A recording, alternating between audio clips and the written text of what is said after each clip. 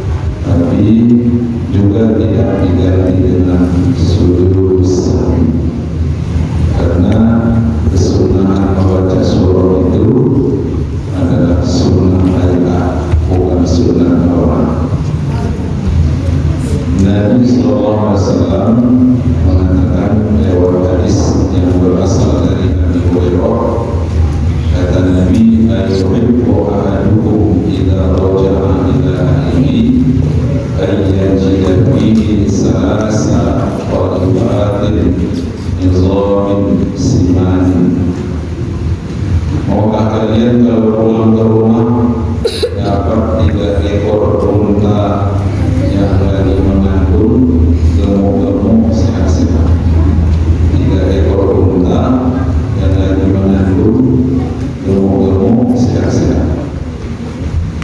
Kata sahabat, na'am, iya, kami mau ya Rasulullah. Maka kata Rasul, masalah surah Al-Yatin, 3 ayat yang kalian baca di dalam sholat kalian itu lebih baik daripada 3 ekor unta yang sedang mengandung, yang gemuk-gemuk, yang sehat-sehat.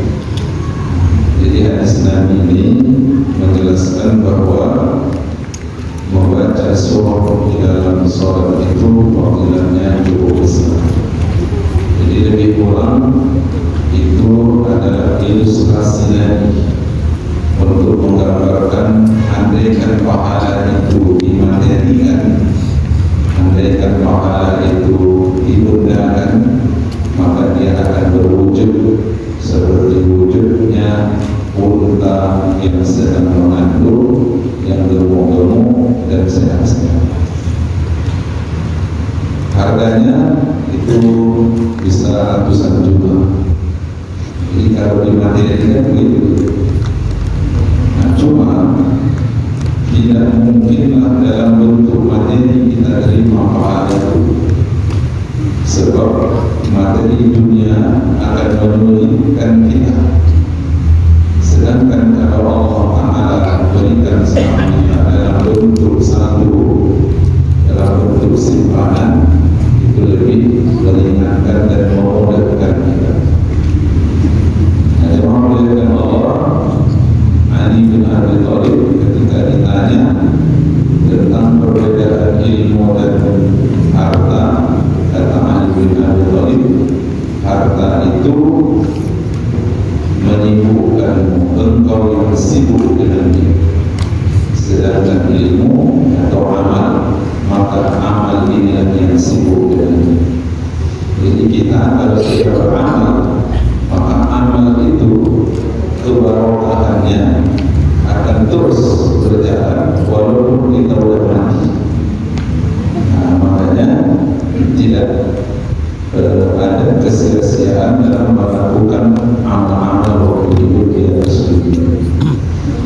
Contohnya seperti doa. Doa itu walaupun kita sudah meninggal dunia, doa kita itu tetap saja akan terus berputar. Jadi kalau hari ini kita berdoa, jangan kalau 10 tahun yang lalu kita berdoa, doa kita yang 10 tahun itu jangan kita bilang udah expired, udah tak laku lagi. Dan doa kita yang 10 tahun yang lalu itu tetap masih terus sampai kapan? Sampai doa mati nanti. Nah, makanya kebaikan itu dia tak ada cerita expirednya, tak ada cerita habisnya, tak ada cerita musnahnya, punahnya tak ada. Jadi semakin banyak kita melakukan kebaikan, maka akan semakin dirasakan keberkahan itu. Nah, makanya ada istilah sedekah jariyah.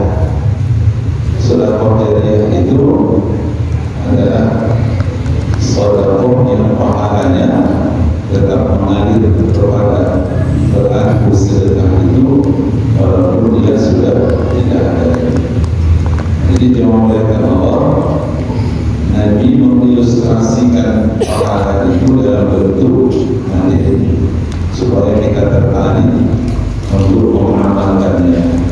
Karena banyak juga orang karena dibilang membaca surah itu sunnah, akhirnya ketika sholat tidak dia baca surah, bacanya Al-Fatihah, Quran pertama, kedua, dan selesai. Maka Nabi mengingatkan, kalau bawa pulang 3 ekor unta yang sedang mengandung, gemuk-gemuk dan sehat-sehat, 3 ayat yang kau baca itu lebih baik daripada 3 ekor unta tersebut. Nah, kemudian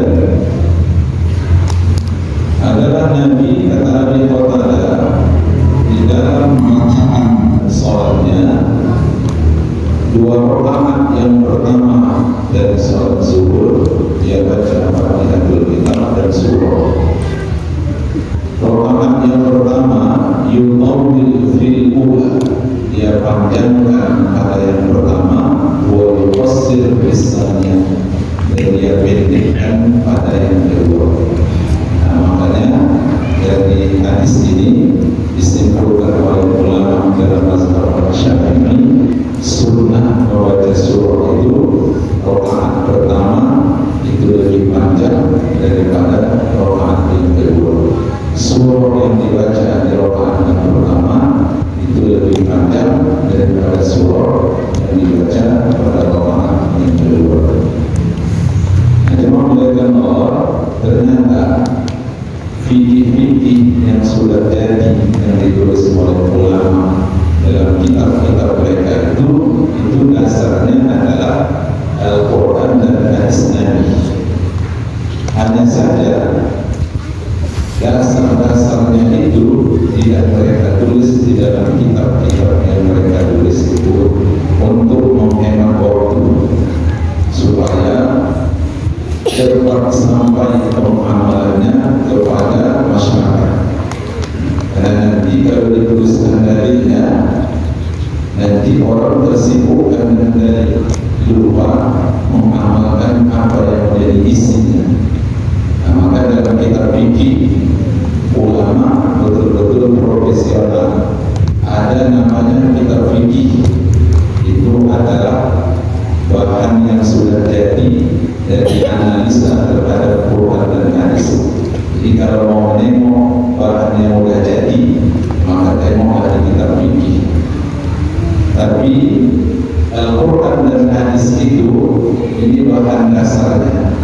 Dari sinilah kemudian ulama mengambil kesimpulan-kesimpulan. Contohnya, ada tidak sholat ba'diyah asar? Ada. Ba'diyah asar tak ada sholat. Karena memang Rasulullah melarang melakukan sholat sunnah setelah asar dan setelah subuh. Ya. Datanglah Quraib ke rumah Ummu Salamah. Berapa Quraib datang? Quraib ini sahabat Nabi. Bertanya kepada Ummu Salamah perihal Nabi melakukan sholat sunnah 2 rakaat selesai asar. Apa kata Ummu Salamah? Memang pernah Rasulullah melarang orang melakukan sholat sunnah setelah asar. Oleh katanya, tapi pernah melihat Rasulullah sholat sunnah setelah sholat asar. Kenapa bisa begitu? Di satu sisi Nabi melarang, tapi Ummu Salamah pernah menengok Nabi sholat sunnah setelah asar. Bagaimana ceritanya itu? Balik Nabi dari sholat asar di masjid, balik dia ke rumah Ummu Salamah. Ada ditengoknya Ummu Salamah menyambut tamu-tamunya yang berbuat. Rasulullah langsung masuk sholat sunnah 2 rakaat. Nah, oleh Ummu Salamah disuruhnya budak bertanya kepada Nabi. Waktu itu Nabi lagi sholat. Rasulullah lanjut sholat, selesai sholat, Nabi jelaskan kepada budak itu, kata Rasulullah, tadi waktu sholat zuhur, begitu selesai sholat zuhur, saya mau melakukan 2 rakaat ba'diyah zuhur, kata Nabi. Tapi tak jadi. Kenapa? Gara-gara datang urusan Abdul Qais. Urusan Abdul Qais mau minta petunjuk Nabi. Lalu akhirnya Rasulullah tak jadi sholat sunnah ba'diyah zuhur. Nabi segera untuk menyambut tamu yang datang tadi. Akhirnya masuk waktu sholat asar. Sholat asar Nabi selesai sholat asar, Nabi masuk ke rumah Ummu Salamah. Lalu Nabi sholat. Nah, kata Rasul, sholat yang kubuat ini itu adalah 2 rakaat ba'diyah zuhur yang tadi tak sempat dilakukan tadi. Nah, gitu deh. Jadi yang dibuat Nabi itu bukan ba'diyah asar. Yang dibuat Nabi itu adalah ba'diyah zuhur yang tadi tak sempat dikerjakan oleh Nabi. Jadi makanya ulama dalam mazhab Syafi'i menulis dalam kitab fikih mereka, tuqdhal nawafil kama tuqdhal faraid. Salat yang sunnah-sunnah dimodho sebagaimana yang wajib-wajib dimodho. Datang orang yang pendek ilmunya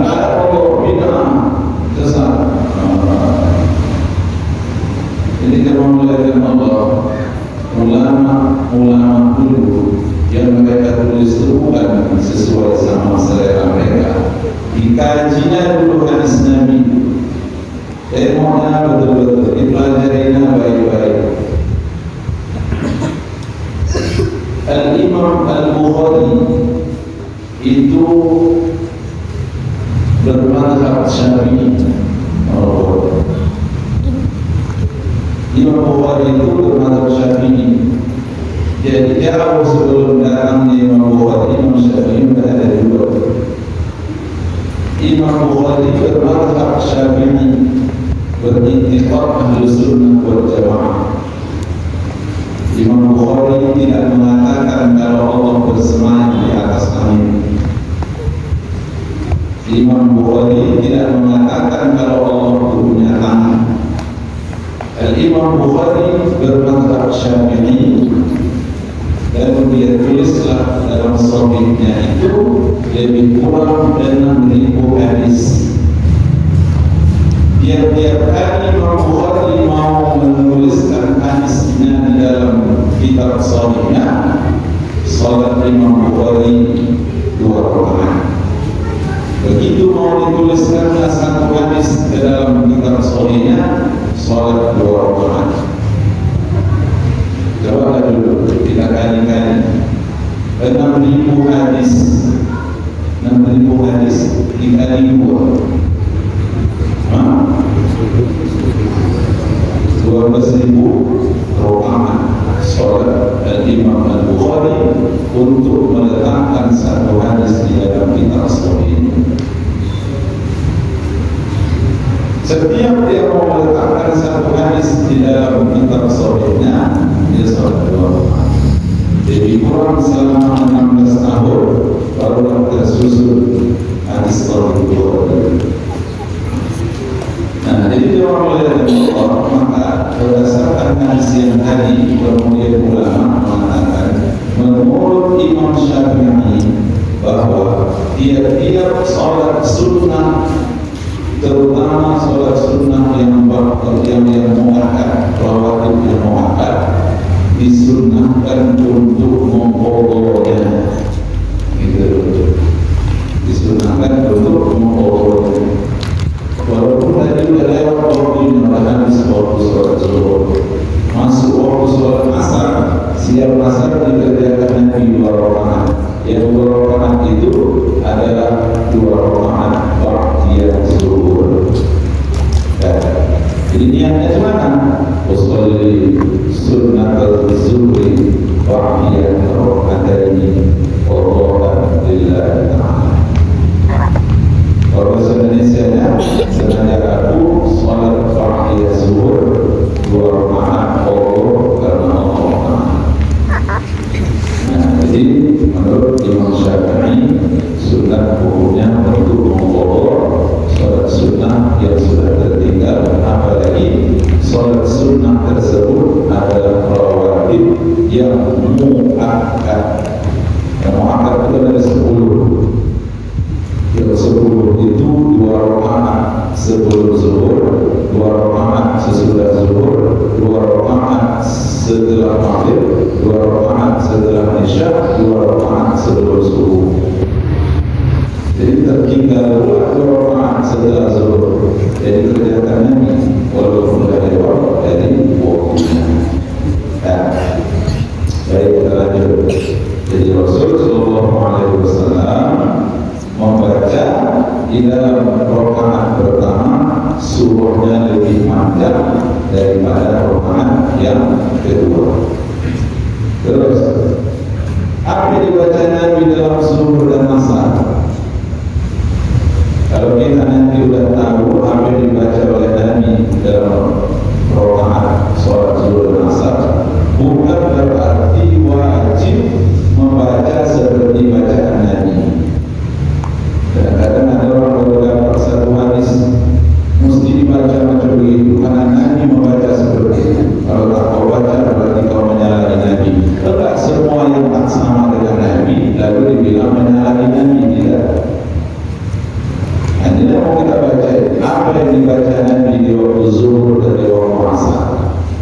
Jabir bin Samurah mengatakan adalah surah yang dibaca oleh Nabi di waktu zuhur dan asar, wassama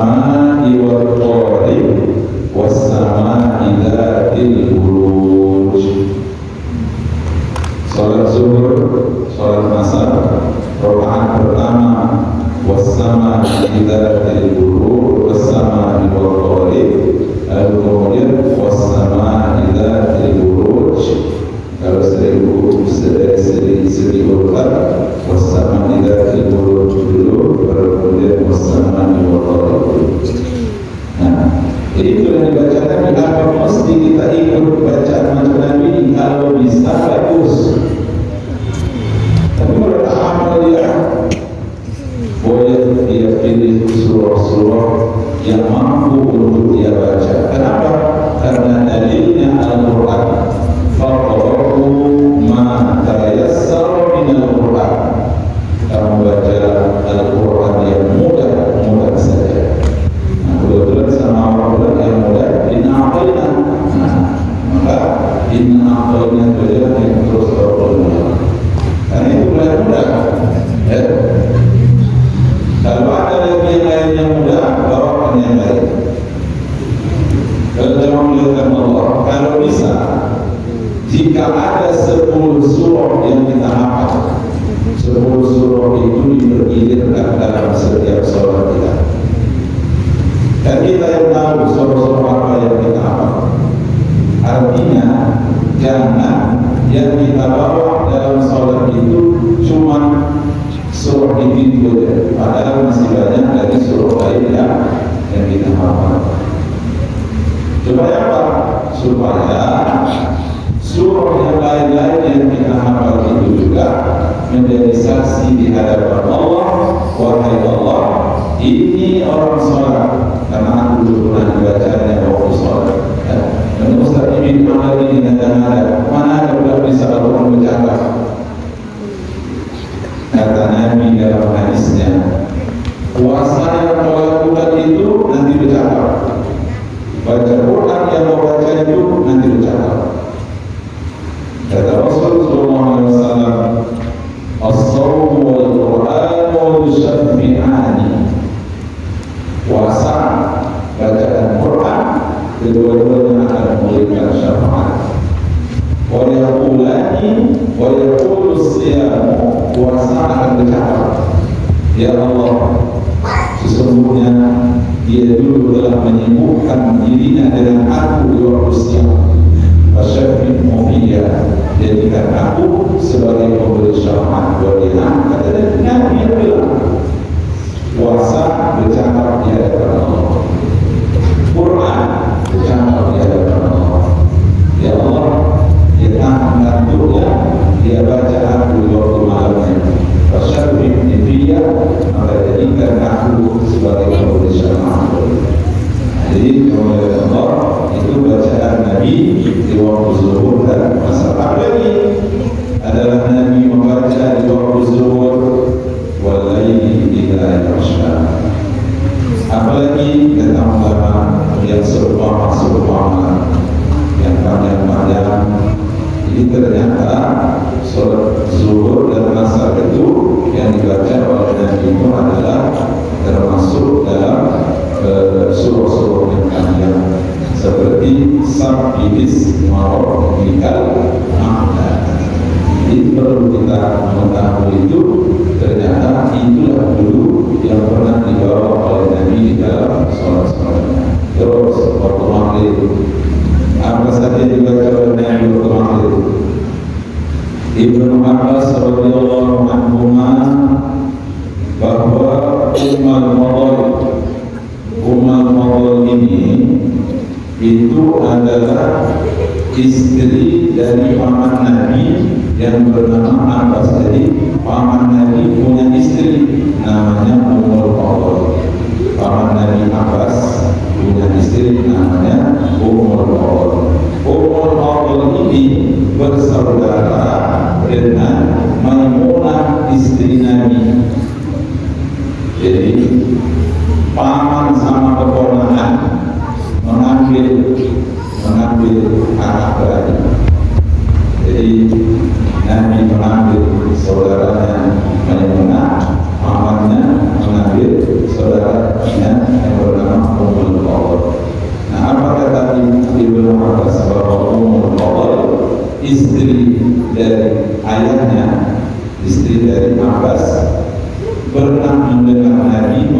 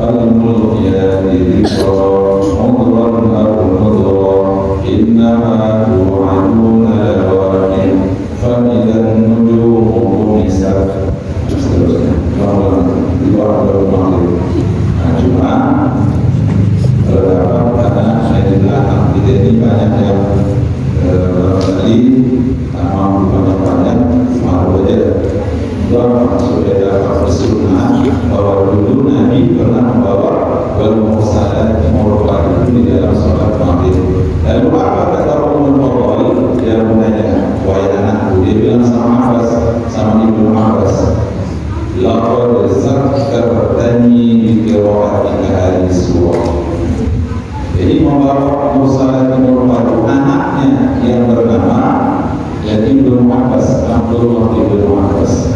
Bisa ulangi dari awal. Paman Nabi namanya Abbas, istrinya namanya Ummul Fadl. Lahir anak namanya Abdullah bin Abbas. Abdullah bin Abbas ini ahli Quran. Nabi pernah mendoakan dia, Allahumma faqihhu fid-din wa 'allimhu at-ta'wil. Ya, begitu Abdullah bin Abbas jadi imam waktu sholat maghrib, waktu satu sholat yang dibaca oleh Abdullah bin Abbas, wal mursalati urfa wal 'asifati 'asfa. Begitu selesai sholat, apa kata umatnya tadi? Apa kata Ummul Fadl? Dia bilang, ya umatnya, wahai anakku, demi Allah, engkau telah mengingatkan aku. Bacaanmu itu telah mengingatkan aku dengan bacaan yang dibaca oleh Rasulullah. Bacaan surahmu telah mengingatkan aku, wahai anakku, dengan bacaan surah yang dibaca oleh Nabi Sallallahu Alaihi Wasallam. Ingat betul ibu, waktu itu Rasulullah membaca wal mursalati urfa itu bil maghrib di dalam sholat maghrib, dan itu adalah bacaan terakhir yang didengar dari Rasulullah. Setelah itu tak lagi didengarkan suara Nabi membaca Al-Quran karena Rasulullah wafat pada hari berikutnya. Nah, jadi Nabi baca wal mursalati urfa. Ya, terus Jubair bin Mut'im mengatakan aku mendengar Rasulullah membaca Waqur dalam salat maghrib. Nah, jemaah melihat Allah, bacaan-bacaan Nabi Sallallahu Alaihi Wasallam ini kalau bisa kita baca bagus, tapi kalau tidak maka tidak menjadi wajib sama kita untuk membacanya, karena membaca surah itu sendiri hukumnya adalah sunnah, namanya sunnah mereka. Terus sahabat Nabi namanya Ibnu Mas'ud, dia sholat jadi imam ketika sholat maghrib. Ya, Ibnu Mas'ud juga ahli Quran. Jadi walaupun Ibnu Mas'ud adalah orang yang ahli Quran, tapi tetap waktu sholat maghrib Ibnu Mas'ud membaca Qul huwallahu ahad. Jadi maksudnya ini anak-anak ustaz yang membaca Quran ini, gitu. Jadi walaupun kita sudah banyak hafal Quran, jangan pernah kita merasa gengsi untuk membaca surah-surah yang pendek. Ya, jangan ada anggapan gengsi, ada gengsi. Quran itu dari surah Al-Baqarah sampai surah An-Nasnya mulia semua. Sama-sama kalau dan mulai ada apa-apa. Nanti kalau baca dulu Allah ini sudah bukan ada surah Ibnu Abbas tetap dia baca di dalam salat maghribnya Qul huwallahu. Artinya apa? Artinya menengok situasi dan kondisi. Kalau karena orang tua, ya baca yang beda-beda. Tapi kalau karena orang muda, 16, 20 semua, bacakan dalam orang sampai berapa. Kalau nanti dia apa? Kalau nanti dia titik, harus semudah itu dia tak sanggup. Karena seorang pemuda yang kuat itu dilihat kekuatannya dari seberapa lama dia mampu beli. Maka dia melihat tentara itu ketika dia berbaris itu menunjukkan kekuatan fisiknya, karena waktu berbaris itu akan dilihat berapa lama dia sanggup beli. Itu mudah-mudahan semua kalau ada yang kuat, ada yang muncul. Ibnu Mas'ud membaca doa. Waktu sholat Isya, Nabi membaca Waqti wa Zaitun wa Qur'isini wa al-Baratil Amin. Kata Al-Bara Ibnu Azib, "Kama sami'tu ahadan ahsana sawtan minhu." Maka tak pernah aku mendengar orang yang lebih indah suaranya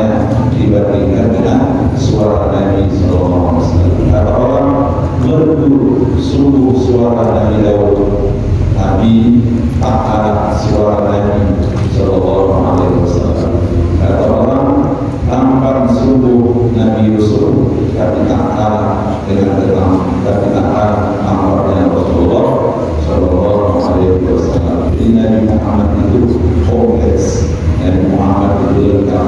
Apa yang dipunya oleh nabi-nabi yang lain dipunyakan oleh Rasul Shallallahu Alaihi Wasallam. Tapi dalam perkara membaca, ya, dalam perkara membaca dan menulis sengaja Allah kasih ke Nabi Sallallahu Alaihi Wasallam. Tapi untuk Nabi Idris, kata ulama, Nabi Idris lah orang pertama menemukan cara membaca dan menulis. Idris sesuai dengan namanya dari kata darosa, kata ulama. Darosa itu artinya belajar. Jadi Idris itu bisa diartikan adalah orang yang mau belajar.